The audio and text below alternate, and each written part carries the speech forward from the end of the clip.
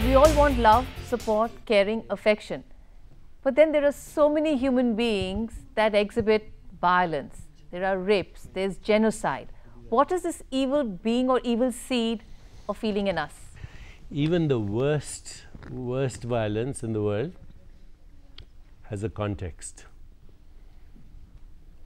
Does everybody understand what context means? Yeah?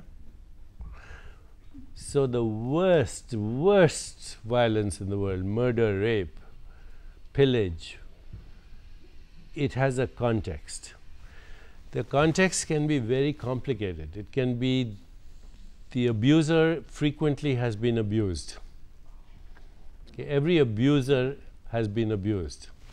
But the context can go deeper. It can be historical.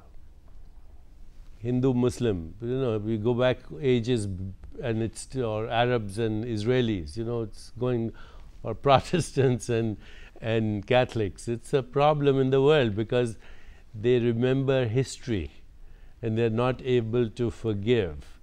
It can be economic. It's extreme deprivation. So when our fundamental needs are not met, which are what? Survival, safety, love, belongingness, success, self-esteem, higher consciousness, creative expression, then what we have in ourselves, we have something called the shadow. Wherever there's light, there's also shadow.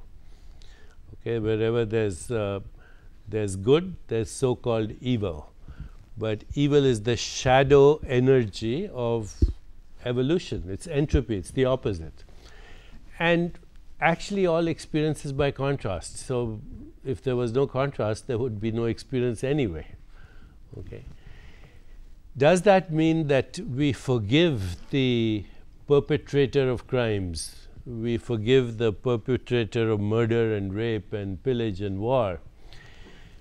It's a question where people ask. I know it's a question that's a part of civil society's discussion. Is capital punishment justified, even in extreme cases?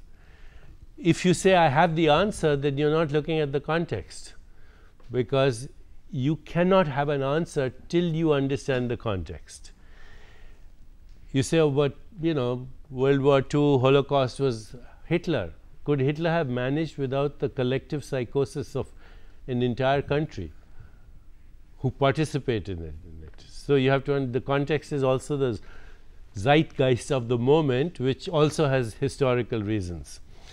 So the problem of good and evil is a huge problem that cannot be addressed in a very simple way by saying you have to fight evil. It's like trying to get rid of darkness. Okay, you can't. You have to bring in the light. The only way you can do is bring in the light. And so in the end, evil can be fought only through a rise in collective consciousness. And it happens, and today we have a better chance of it happening because we have social networks. So, you have a crime like we had in Delhi, so many crimes.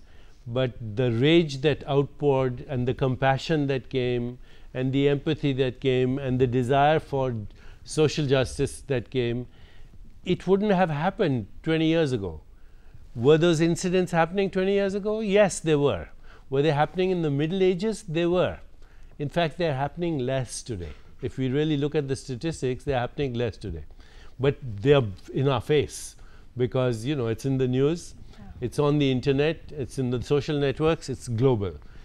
It's very good that that's happening because now we are beginning to see that our collective desire for good is also coming out.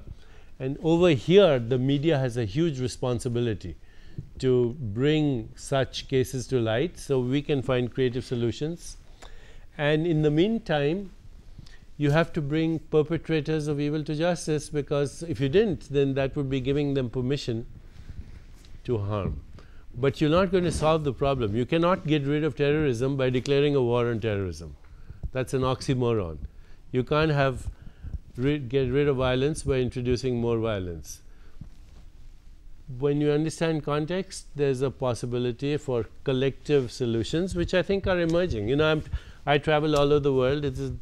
It's not just the Arab Spring, it's everywhere. The spring is in the air. True. Well, thank yous are in the air over here. Dr. Chopra, I want to request the audience, do you have any special way of thanking Dr. Chopra? हम रहे या ना रहे कल, पल याद आएंगे ये पल, पल मिल जाए तो होगी खुश नसीबी हम। Everybody. याद आएंगे कल। Thank you sir. हम रहे या ना रहे हम, डॉक्टर चोपड़ा, कल रहे या ना रहे हम, याद आएंगे ये पल. A lovely, warm and a love-filled thank you from this complete audience. You took time out to be with us and of course share with such love, compassion and honesty, and I'm sure we learnt a lot today. Thank you so much. आप सबका धन्यवाद.